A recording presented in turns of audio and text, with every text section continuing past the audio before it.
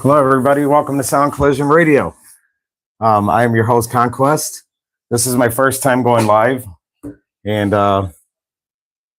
we're just going to get this started here. I'm just getting some things adjusted due to the fact that this is my first time, and I want to be able to see your comments for those of you that join us.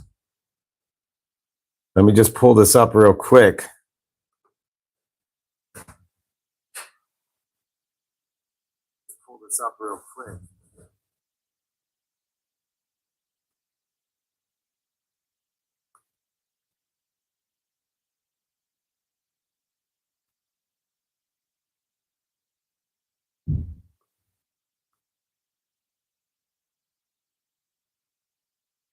All right, awesome. I can see your comments now. So anybody that comments, I'll be able to read it, and we can keep this discussion going. Thank you for joining, Scotty. It is sideways. I have no idea how to adjust this yet. So I'm going to have to figure out a way to just give me a second.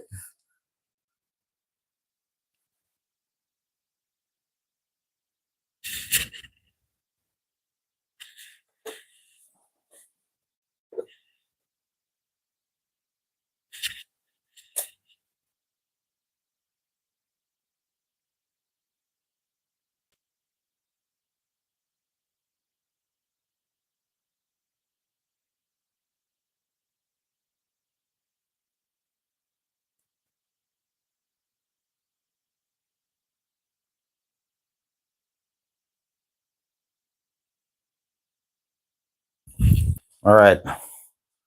How's that, guys? I had to mess with it a little bit just to get you guys here. But yeah, so the reason that I am doing this today is I really wanted to talk about this song that I came across. Okay. Now, plenty of you, I'm sure, if you listened to the song before you got here, like I put it out on Facebook. If you listen to the song at all, you've probably heard it before. It's called Kaleo, and or it's by Kaleo, and it's called Way Down We Go. That song has been on a ton of videos. TikTok, you could find it on YouTube, where people did their shorts and stuff like that, their reels on Facebook.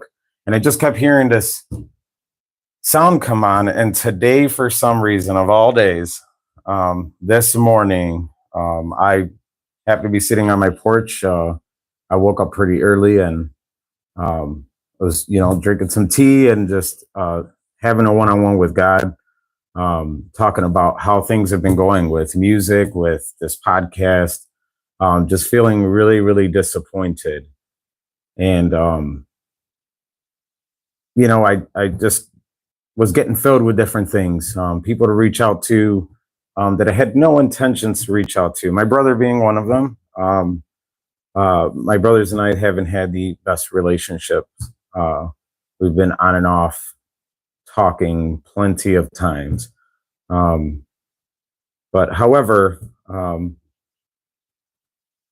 I came across the sound again on a short as I scrolled through social media, and I'm like, man, that song, it just hit me. You know what I mean? I'm like, I gotta go check this out. And I clicked the sound to see who was singing it. And I went through this whole rabbit hole of different people that had their names attached to the song until I finally found who made it. And I actually ended up printing out the lyrics, so that way we can kind of go through it together. I didn't know what the song was about. And maybe some of you guys have figured out what it's about. Maybe you heard it and you're like, I get it. Or you might have a different view. So that's why I have the comments open, so you guys can kind of tell me what you think. Stop me, tell me, hey, no, I don't think it's about that. But I'm going to take the Christian route of this, and we're going to start at the beginning here. I'm going to really break it down for you. I decided to do some research on it. But let's dive in. All right. So the first part of the song, he says, "Oh Father, tell me, do we get what we deserve? Do we get what we deserve?" And then he continues on to say, "And way down we go." And he continues to say that into a chorus before he leads into the next verse. When I heard, "Oh Father, tell me," to me, I took it as he was talking to God. Okay, he was asking God. It's kind of like the start of a prayer. You'll hear a lot of different people that pray differently, and they'll say, "Dear God," or "Dear Lord," "Father God." There's many ways that people will enter in, but for me, once I heard that, I was like, "All right, he's talking to God." So that kind of just took me by surprise, because if you go on the reels and everything, and the reason people are using them, whether they be for conspiracy theories or other stuff, um, sometimes they weren't using it for the meaning of the song.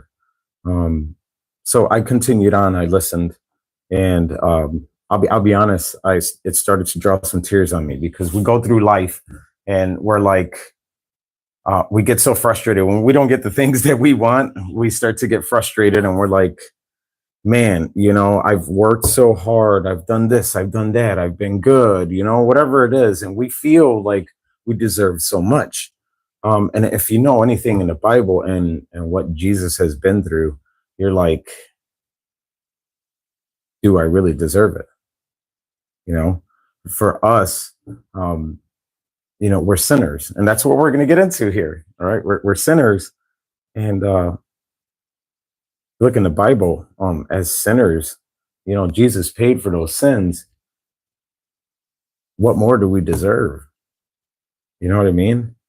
So leading into it, the next verse, he says, "You let your feet run wild. Time has come as we all go down. Yeah, but for the fall, oh my, do you dare to look them right in the eyes?" Now, as I started to get further into the song, I realized this dude is talking about sin. He's asking God, are we getting what we deserve for our sin? It's a valid question. When you really look at life, and maybe things you've done that maybe other people don't even know about it.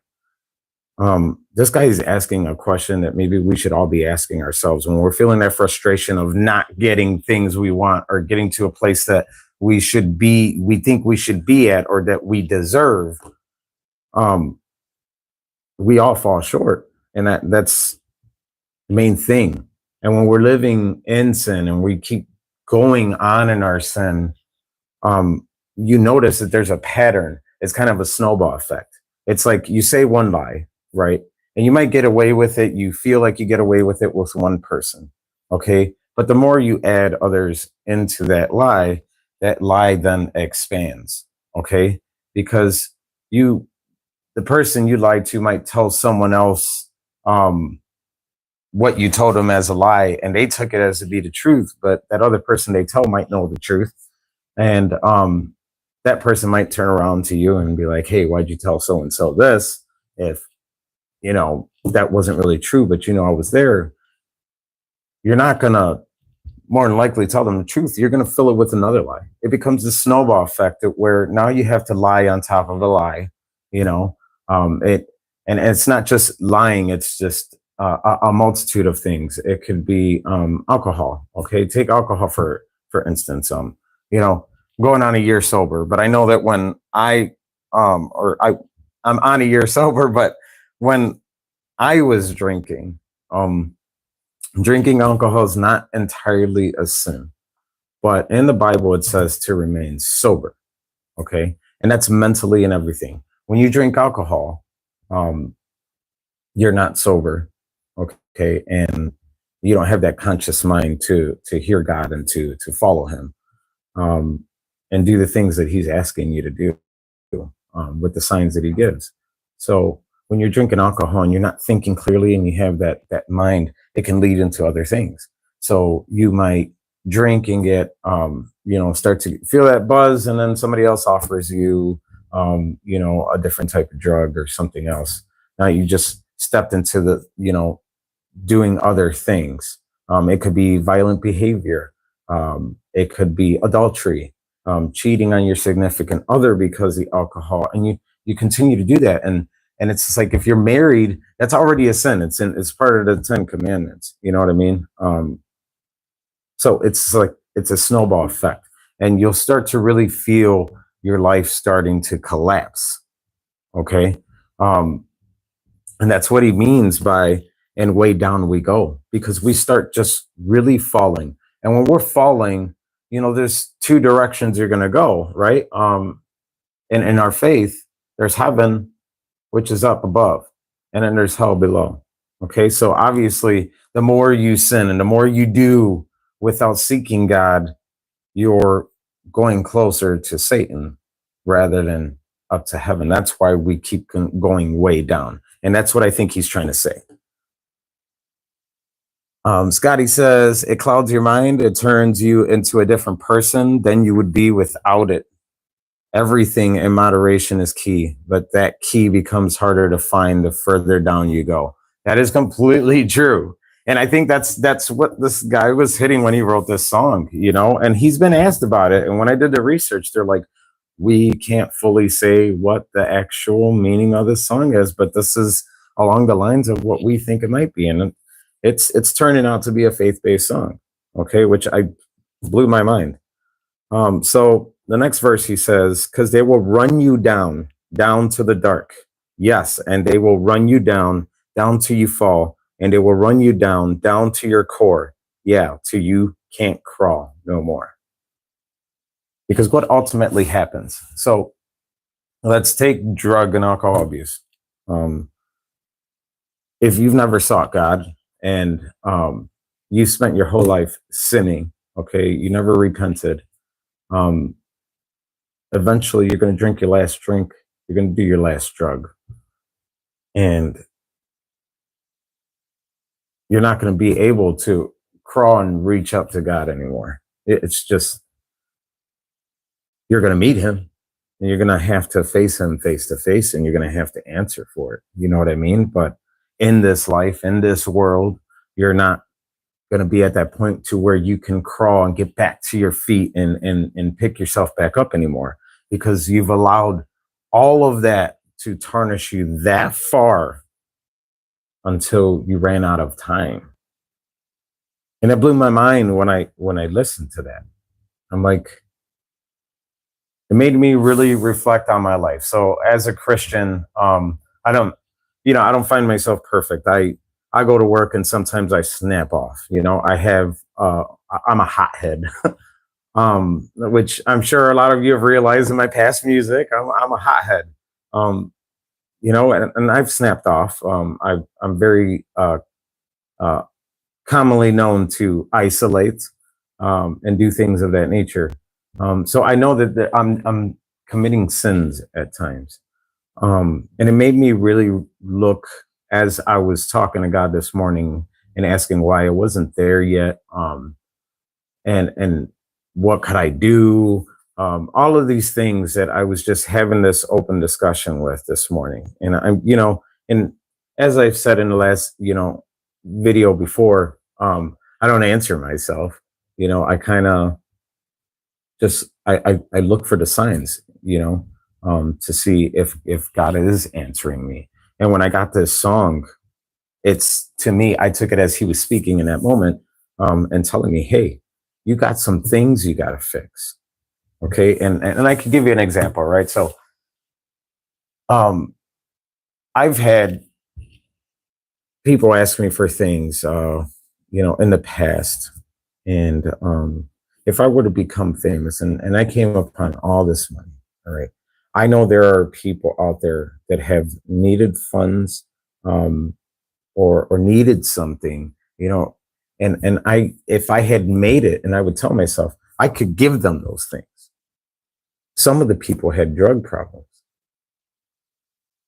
and I could say I wouldn't have had self-control, and I probably would have given them enough funds to drive themselves to the grave, especially if they were doing drugs. And that really hit me hard that I'm like, there's a lot of self-control and everything that I have to learn before I get to a certain point. And I have to come to those realizations. Um, I don't put 100% effort into it. So all of this, this song made me start to like really realize those things. Why we're not in places that we think we should be. And you're probably like, well, what about all the other rich people? I can't answer for that. I can answer for me. And I feel like every single one of us has a purpose. And as long as we're trying to fulfill that purpose, whatever it may be, their purpose aligned differently. That's why they're in that position. You know what I mean?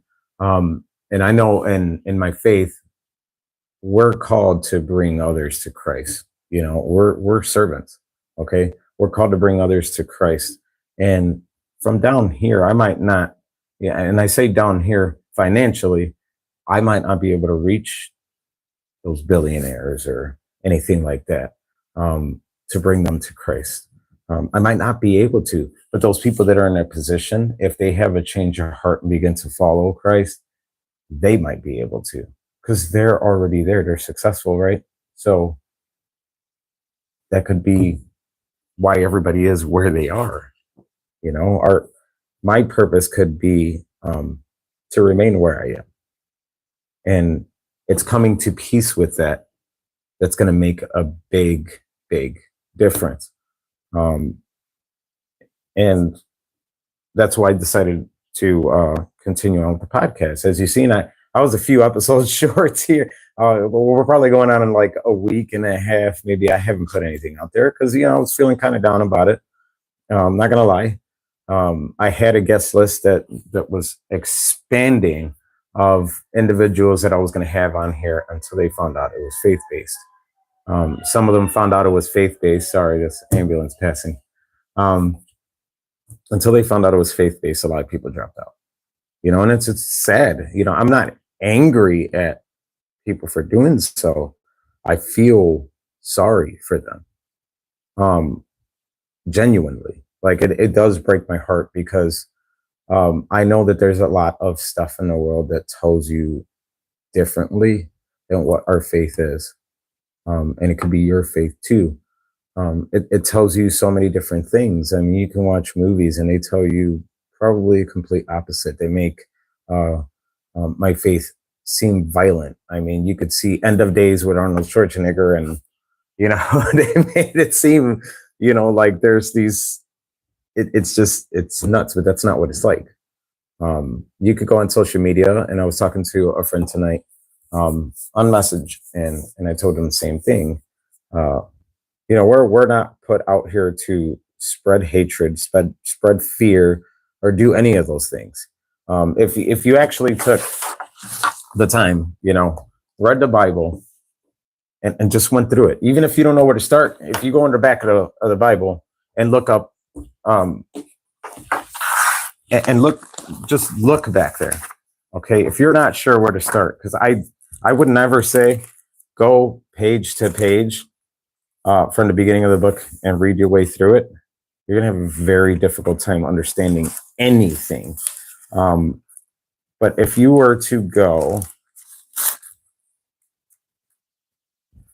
to a portion of the Bible that's called Perspectives, you could go in there and look up certain things that you're feeling, and it will direct you to the scriptures to read that will actually help you to understand.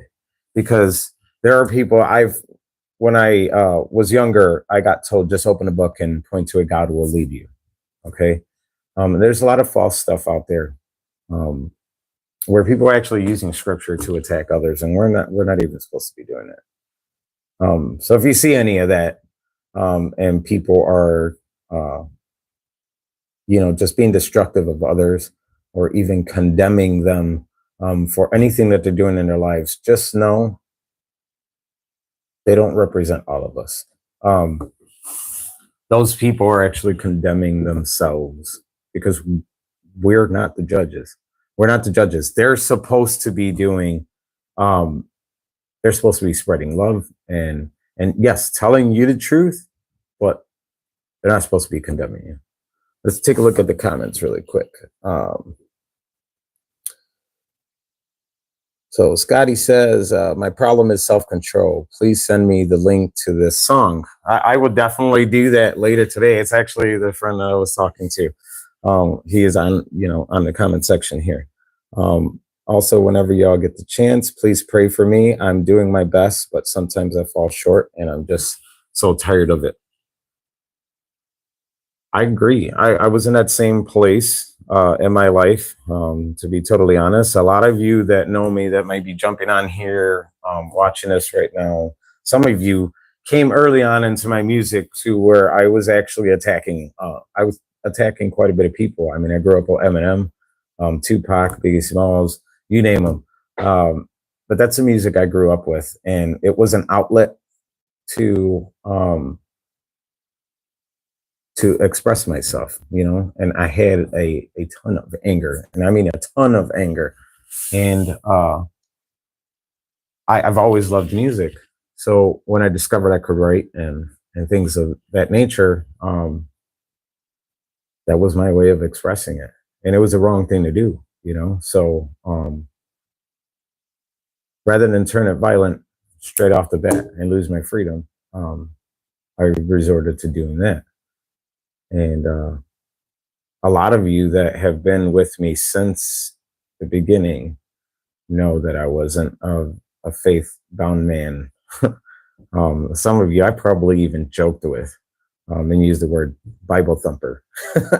But here I am, and it just goes to show that it doesn't matter who you are. And I've done some pretty messed up stuff, and it didn't matter.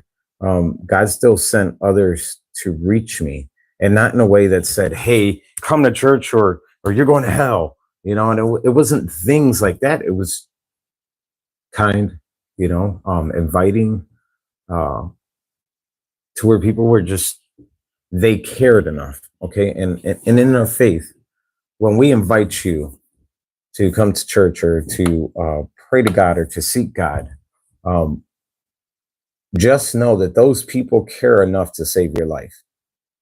Okay. And we're always constantly looking for the drastic measure of people saving our lives. It's like they jumped in front of a car and pushed me out the way, and I was about to get run over. Someone tried to shoot me and they jumped in front of a bullet. Those are drastic worldly measures. But when it comes to your soul and your eternity, whether it's heaven or hell, they cared enough that they were trying to get you there, and they wanted you to have that eternity in heaven, that they invited you, that they were trying to pull you in and say, hey, I told my mom today, asking her to pray, when I get to heaven, I know things are going to be different than they are here on earth. But when I get to heaven, I know I'm not going to feel sorrow and all that stuff. But I would like to look up at that reunion and see my family there, see friends there, people I do know, even people that I've come across. And I think about it now, man, if I'd known more, they could be up there too. And I'm hoping and praying that somebody else is doing it, since I missed that opportunity. You know what I mean? But they're reaching out to you to try to save your life. And there's no better gift than that. There's no better gift than someone caring enough to save your life. Okay. And those ones that are actually inviting you and not attacking you, they don't even know you, and they're still willing to do it. And a lot of them, if you find the people that are truly following, that truly in their heart believe that God exists, and they're following it, they'll listen to you, your hard times that you're going through, everything, and they'll direct you on that right path. That's what happened for me. I'm gonna check these comments real quick again.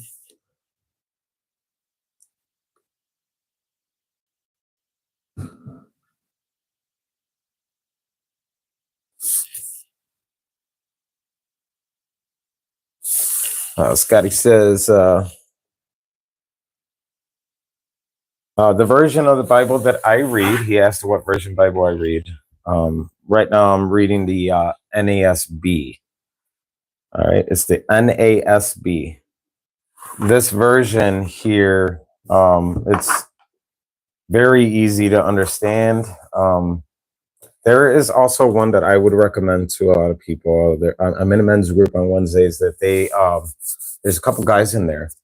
I don't have one, and I want to get one eventually here soon. But it's a life application Bible. That one really gives you a breakdown of the verses and stuff, so you can actually implement them in your life. Break down certain situations in your life that might, align with them.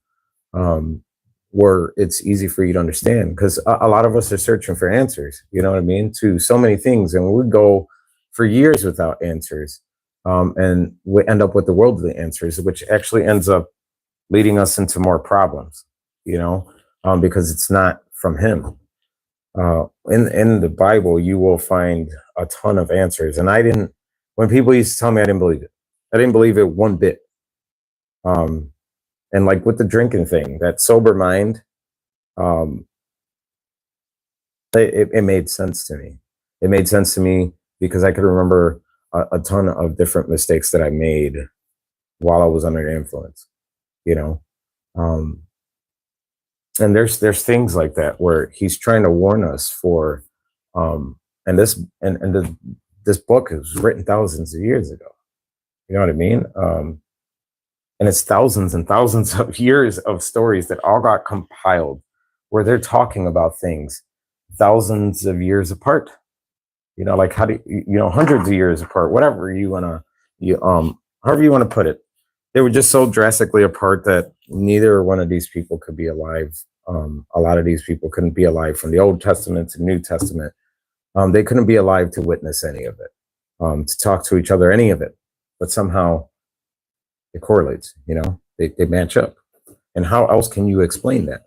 There is no other book in humanity that is similar, or that does the same thing. I'm going to check these comments again. I've since been working on not blaming myself, Scotty. I've been working on it really hard. But like I said, man, I'm filled with,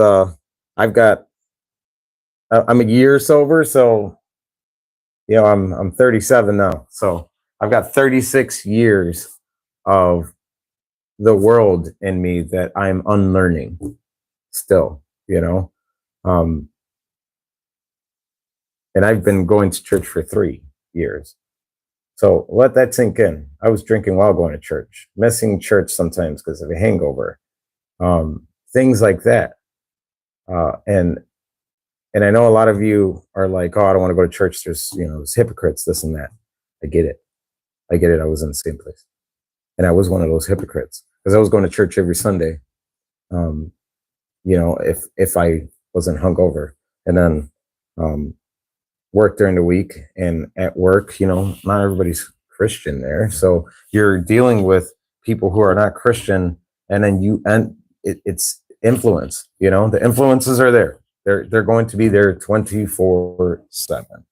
And that's what makes this so powerful.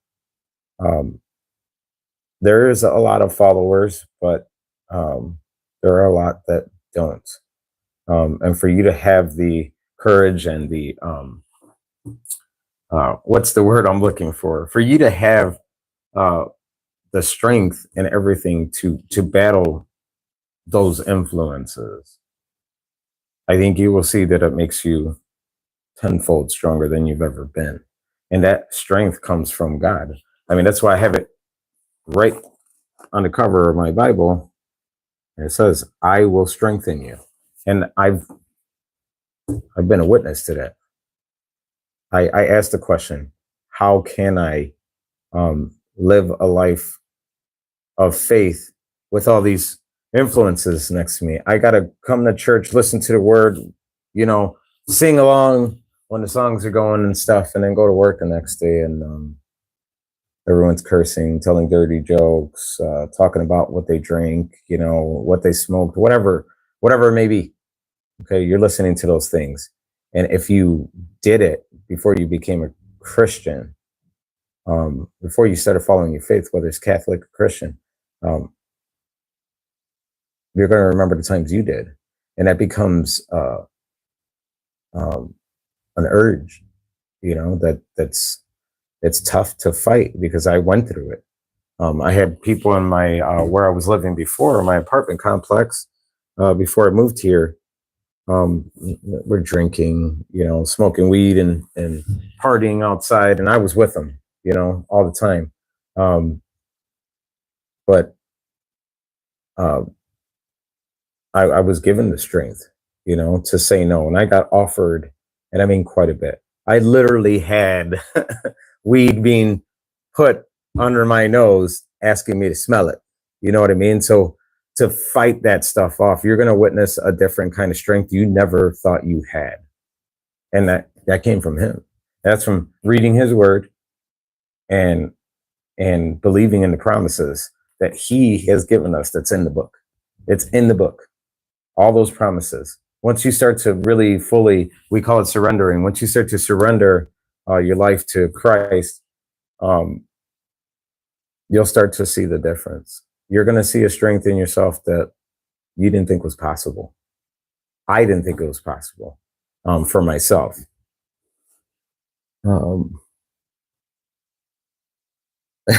Scotty said, now you got to stop looking into my soul. Just kidding, but I felt that for real. He said, thank you, brother. It's really hard for me to comprehend a lot of versions. Trust me, I've tried. I've read Christian and Jehovah Witness scriptures, but I need something that I can actually understand. It's one day at a time, brother. I really do feel how genuine you are.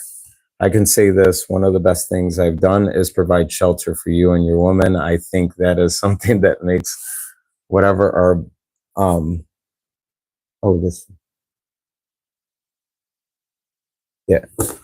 whatever our bond is unbreakable. I truly agree with you. I truly agree with you. I had to heart that.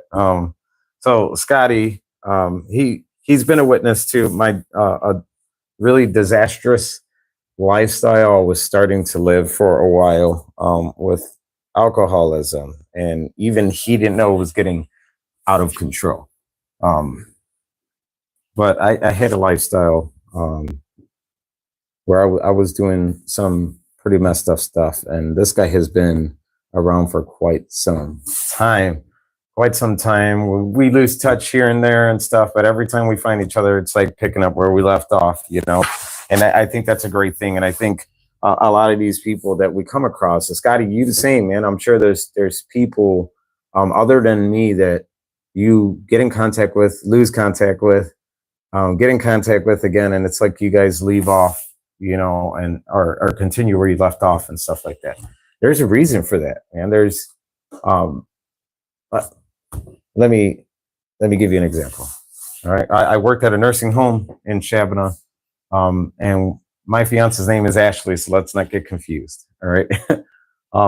We had another Ashley that was a therapist, physical therapist, and she kept trying to get Ashley and I, my fiance and I, to go to church while we worked with her. Keep in mind, at that time, I was smoking weed, I was drinking, and I even went through a moment of infidelity with my fiance. But like I said, that chain reaction, right? So we had her trying to get us to come to her church, and we went one day. We only gave it one shot. Okay, and we went that one time, and we looked at each other and we're like, oh God, look at these people, so we stopped going, and I just watched my life decay after I denied. And one thing the Bible says is, Jesus said, deny me and I'll deny you in front of my Father. I didn't realize how big of an impact or how strong and powerful those words were, okay, because I was a non-believer. But I watched my life decay to where my fiance and I separated for a little while, and I ended up leaving. breaking her heart. I ended up leaving and staying elsewhere for a while, thinking I had another child on the way. Um, I nearly completely destroyed everything I had worked so hard to build. Every gift that God gave me, I was destroying it. Okay. And it took for me to continue to deny him. So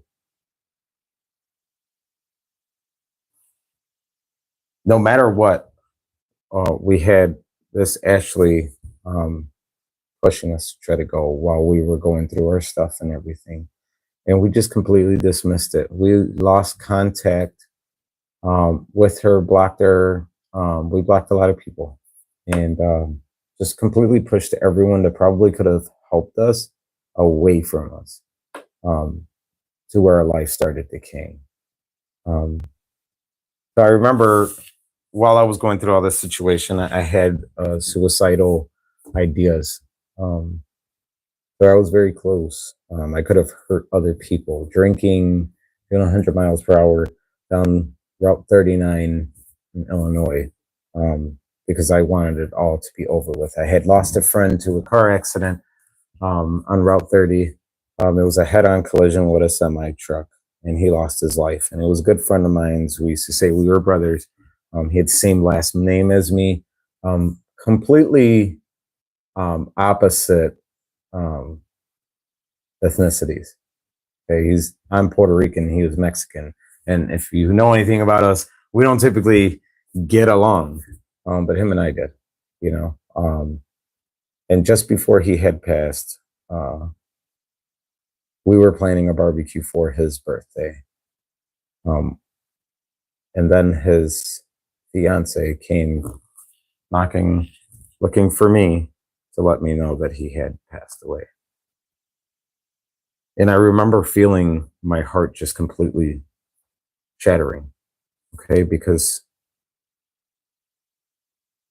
I eventually, around the same time frame, ended up losing my grandfather. So I was losing my relationship. Um, I lost my job, lost my friend, I lost my grandfather. I was ready to go. I didn't want to be here anymore. Um, so fast forward to around the holidays, I started working things out with my fiance, and New Year's, um, New Year's came, and we're celebrating with our neighbors and stuff like that. And I kept getting picked on because after I lost my job, I was working, doing maintenance around my apartment building and stuff like that, which wasn't paying anything, but it was kind of a deal I had with my landlord to for my rent. And I kept getting picked on because I was a man and I didn't have a job or anything like that, you know. And for those of you that know me, I have a serious health condition, and I'm not trying to get off topic here. I promise you, it's going to lead right back to where we started here. Um, but I kept getting picked on because being a man, I should have had a job. You know, I should have been providing this and that, and I wasn't doing so. My fiance ended up, you know, when we got back together and everything. She ended up going working at a gas station, which didn't pay much, and it was, you know, on the border of part time, so it wasn't going to cover much.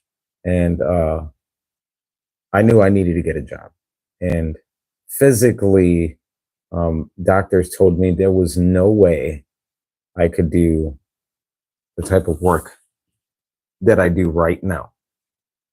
Um, Anywho, my neighbor who works at the company I work for now, he's just like, "Hey, there's an office position opening up, and we'd love to have you.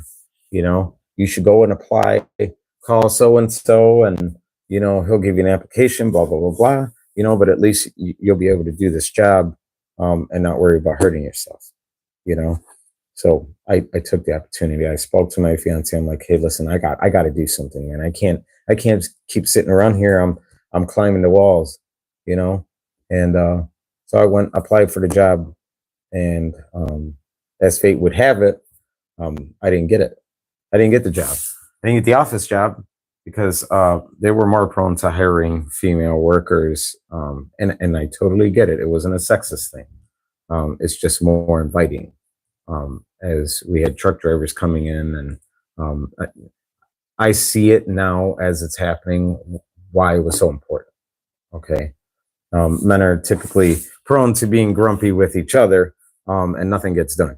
So having that female representative at the window handling the truck drivers and stuff, it's good. Well, when that happened, the person that I applied with ended up telling me, "Hey, we got room on the floor. We could always use a guy." Now, keep in mind, this is lifting steel all day long, heavy steel. We pickle it, do rust preventative for a lot of companies like John Deere. Um, and I was like, there is no way. I told my fiance, I'm like, I don't think I could do this. Um, and she was concerned that with my health and everything, I was going to bring myself so sick because I had been in a position uh, years ago to where I was told I had a year to live.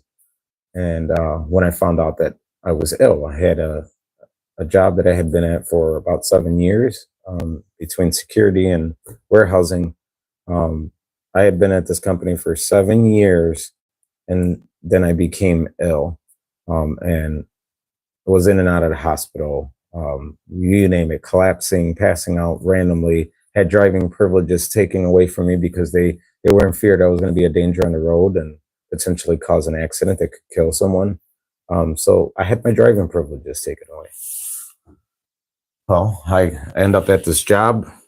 I took it, took the chance. And when I took the chance to do this job, I didn't expect the events to take place because of, again, we're stuck in our worldly ideas, and we set limits to ourselves that we don't know what we're capable of. We really don't. We really don't. People give us our limits. Society gives us our limits, and then we stop ourselves there, and we cut ourselves short. Well, I gave it a chance. I pushed through it. Okay, I'm now a supervisor. Um, and I've been there 3 years. 3 years. Um, well, being at this job at the start of it, I had the manager approach me and ask me, do you go to church? And I'm like thinking to myself, oh man, here we go. Another one, just like my last job. So I answered him. I'm like, yes, I used to go to church. And he said, well, what changed it?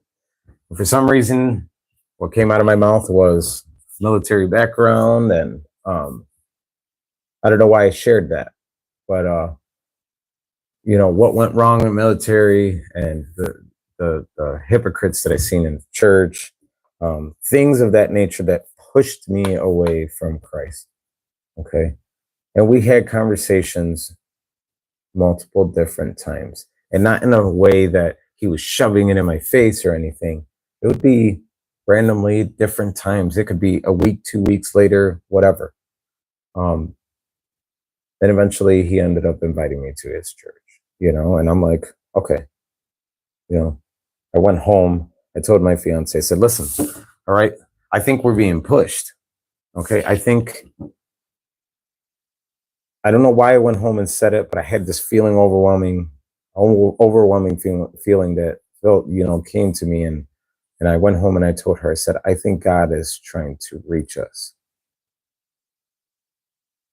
Now, I didn't really truly believe, but for some reason, that's what came to mind. So I told my fiance, would you be cool with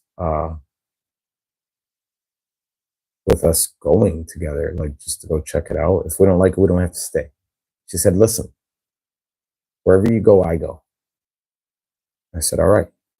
So we went on a Sunday, went to the church, walked in the doors. I had expectations. My expectations were I'm going to see stuff that I don't like, and it's going to be full of hypocrites, just like in my past. And when I went in there, everyone was inviting. It was not what I expected. I expected them to ask for money. I expected people to act like they didn't know us.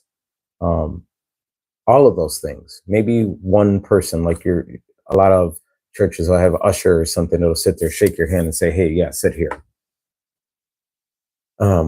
It was nothing like that. Instead, everyone seemed really happy to see my fiance and I. So we sat there, we listened to the first sermon. And the first sermon, what we like to say is started smacking us across the face is what we that's our terminology that we use. The sermon started hitting us about our lifestyle, about our feelings. There was a lot of things in there, a lot of information on a one Sunday that we rode home. It was about a 25 minute drive. For about 60% of that ride, we were in silence. We didn't know what to think. We felt like, I'm like, man, did he go to the church and like talk about us or something? That this dude just gave a sermon? What is this? And it hit us hard, you know? So I'm like, next thing you know, we started going and trying to make it a regular thing. And keep in mind, I was still drinking. So during that time, the enemy, which is Satan, right? We say the enemy, right? In our house, the enemy saw that we were getting a taste of God, and I felt that push get even heavier on the other side. All right, with drinking, everything, right? Excuses why I can't go.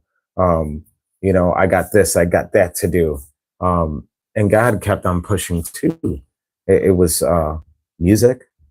I love music, right? So having a pastor that you wouldn't expect to like rap music, okay, is talking to me about rap music, and he grew up same kind of music I did, and started showing me other music or talking about music, and then talk to me about, hey, you like music, we could always use another guy in our sound booth, you know what I mean? And I accepted.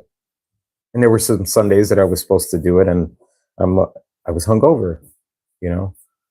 So I didn't end up showing up, and I had excuses, every excuse in the book. Um, so you fast forward as I'm learning in the process. We're thanking my boss for getting us to start coming to this church and answer God's call. But you're always going to keep growing no matter what. We completely forgot about Ashley. In our faith, we call it planting seeds. All right, someone's going to plant the seed and talk to you about God. That is the seed. The moment it enters your mind, where someone mentions God or tries to tell you that God exists and that He loves you, that seed's been planted. Okay, and other individuals are going to come along the way, and we call that watering. All right, they're going to water that seed, and like in the Bible, where we talk about blossoming. Okay, that's what it means.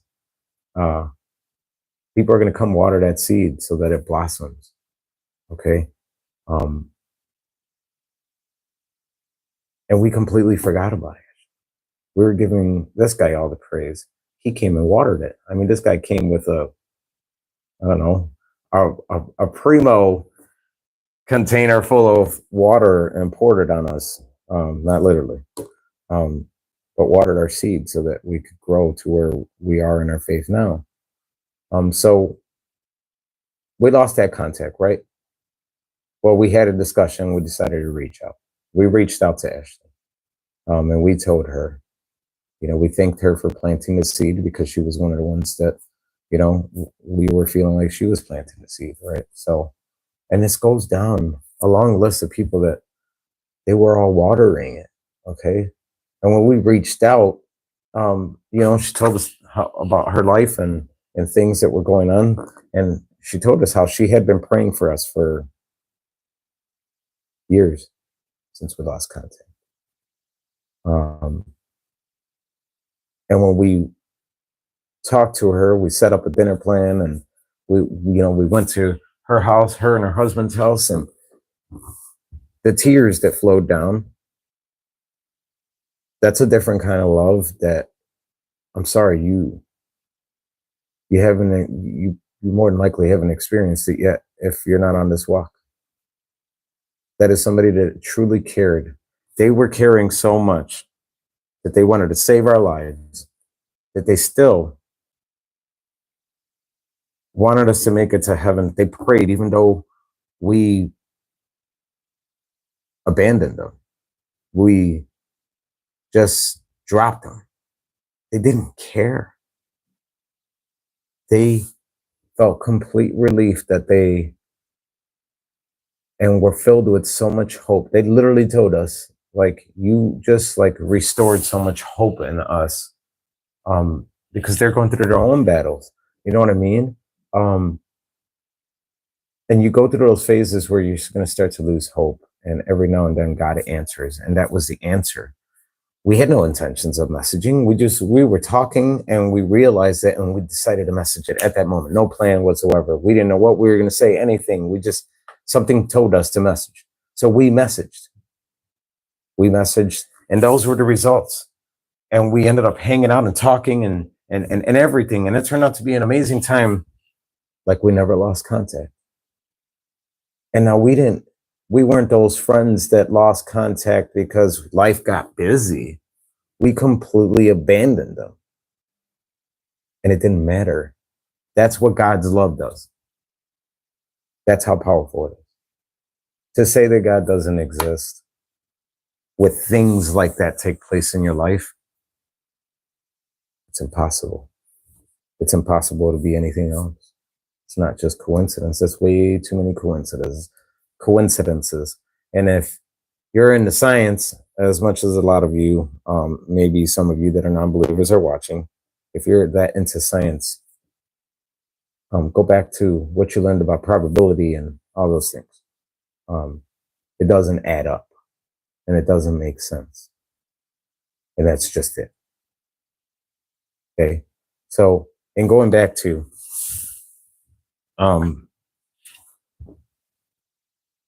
things like that, losing contact with others, you don't know. Okay. If you're in the process of trying to plant a seed in someone, you might not see that seed blossom. You might not get a chance to water it again. And you have to be okay with that. Because someone else might be sent down the road to water it. Like I hope it's doing for some of you right now. There's a lot of inexplainable things. So like Scotty is mentioned here, he talked to me about a dream he had. I won't share it, unless he gives the okay. But he said, like I said, that dream, and now you're reaching out. This isn't coincidence, man. I apologize, but I gotta go. Oh, he's gonna. He said, "I love you, my brother. Nothing but good vibes for you and yours." So to give you a little smidgen of what that was, Scotty and I haven't talked for quite some time, and I sent something out for this podcast, this live podcast, which I hope to improve down the road, guys. So stick with me. I think we're going to touch a lot of lives, and God's going to do that. So with him, I sent to quite a bit of people a message with the post that I made on Facebook and the link so that they can get here. And he ends up sending me a message back like, this is crazy, basically, that he had just had a dream about my fiance and I, that we were talking to him about God. Along those lines, that these are the messages that we're going back and forth talking. And he knew I wasn't a Christ follower. And he had not seen all the things that I'm doing now with this podcast and all that stuff, because we were so out of touch that when I sent him the link, he went to it. He went to it, clicked on it, and then saw everything. And he's like, it all makes sense now. He said, I can't explain it, but I had this dream, and here you are sending me this message, and then I see everything that you're doing. So I hope he shows up to our church sometime soon. I did invite him, and took the opportunity to let him know how God changed my life. And I know he's going through some difficult things too, and a lot of people are in this world that's very uncertain right now. But I can tell you one thing that I've had an overwhelming feeling about, and and I'll say it again. A lot of I've never been in this type of um, place mentally in my life or anything, but we don't know when it's going to happen. We have no clue. All those people that are sitting there telling you dates, I wouldn't listen to it. Because no one knows and no one's going to know. But I do have this overwhelming feeling that the days are upon us. Christ is coming back, and we're all going to have to answer. We're all going to have to answer if we, believe in God, believe in Christ, whether we're saved. Um, and we're going to have to answer for everything that we've done here, our whole lives here on this planet, on this earth. We're going to have to answer for it. And the main question is, are you ready for that? Because I'm a Christian, and I am, but I'm not ready.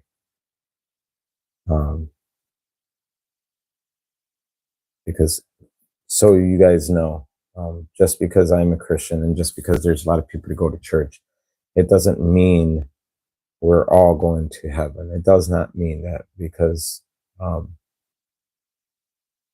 that's just not true.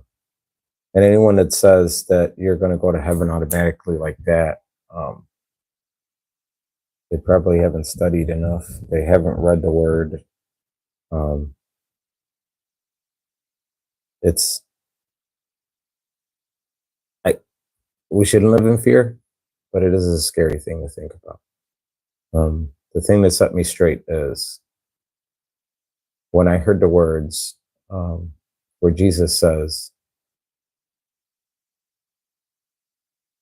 where there's the the the chance that Jesus could say he doesn't know you when you get up there and turn you away. I don't I don't want to feel that. I don't want to go through that.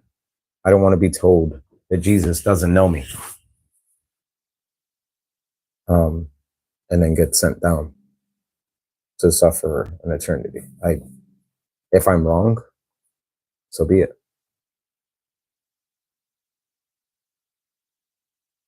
But I know I'm not, and I urge a lot of you. I feel, and this is not a prophetic thing or anything along those lines, but I feel in my heart, and it has been getting a lot heavier these days. If you haven't been paying attention, there's this the spiritual warfare is going on. It's taking place right now, and it's getting heavier as we go on. Um, and the days are getting darker. I mean, it's clear as day. That spiritual warfare is happening, which can only mean that we are drawing near. So I would say, don't wait. Don't wait till it's too late. And I know that some of you have been getting what I like to call a nudge, whether it's others reaching out to you and trying to get you to follow Christ or whatever it may be. Um, the main thing I have to say is give it a shot. Go in with an open mind. Get to a church that someone has invited you to. Pray, pray. First thing, pray. Pray to God. Talk to Him the same way you would talk to any of your friends. Talk to Him. Ask Him for a sign. Ask Him for something. You know what I mean? And I can almost guarantee you that He's going to answer you in some way. But you got to keep that open mind. If you already have an answer from God in your mind or something that you desire or a way you desire Him to answer you, you'll miss it. I did it. I missed a lot of signs. And now that I'm on my walk with Christ, I can look back and see how long God has been trying to get my attention. And I'm talking years, since I was little. I was a kid. He has been trying to get my attention. And I can say that with confidence. So if someone is trying to reach out to you, even just have a conversation with them. Ask questions, man. There's nothing wrong with asking questions. Nothing wrong with it. And some people might have answers and some of them might not. But be patient, because I don't have all the answers. I don't know everything in this Bible. I fall off of my studies sometimes, quite often, I'll be honest. I have a little notepad here where I take notes for the sermons. And I also have a study book that my fiance got me. You can go online and get those. It'll actually help you understand a lot of verses in the Bible, because it'll actually pinpoint you to read some verses, and then you'll be able to know, you know what I mean? Kind of build an understanding and then apply it to your life. But have those conversations and be patient with those people. They might not have the answers. They might point you in a direction to read something or to pray. And they're directing you there because it's the right thing to do. Rather than to lie to you and act as if they have the answers, they're going to point you in that direction so that you can get the answers. They might direct you to someone else, give you a reference, a phone number, anything along those lines. They might give that to you so that you can reach out to someone and get those answers to the questions you have. But remember, if you have those questions and you don't actually go trying to get the answers, you're never going to get the answers. So you're always going to be lost without those answers. You know what I'm saying? So the same way we can research politics as heavily as we do, and attack each other with our researches, help people lose jobs with our research when we get offended. Imagine what will come out of the research you do in the Bible, and research with the tools that people hand to you when they're trying to help you understand. Imagine what you could do. Imagine what you're going to learn. But at least you won't be walking around without the answers to those questions you had. You're going to walk away cocky like, yeah, I got them. They didn't know, because they're hypocrites too. No, because we all don't know everything. We all don't have the answers. We weren't the ones, some of us weren't the ones that were supposed to give you the answer. You were supposed to get it from somewhere else. It was supposed to be, a direction, a path you were supposed to be headed down. But you stopped yourself every time you don't go looking when he's trying to give you the answers. Be open-minded, and you won't miss the signs. But I love you guys. I know God loves you, because he's still trying to reach us right now. But that's all I had for today. If you had anything else you wanted to talk about with this song, feel free to comment on here. I can go back and go take a look at it, so that I can answer. I know some of you are probably headed off to bed by now, but I have no problem going back and looking for you guys, and commenting back to you. Okay. You guys have a good night. Tomorrow is Sunday. It's another opportunity to learn about God. I'm sure there's a church near you that you can be fed. You guys have a good night.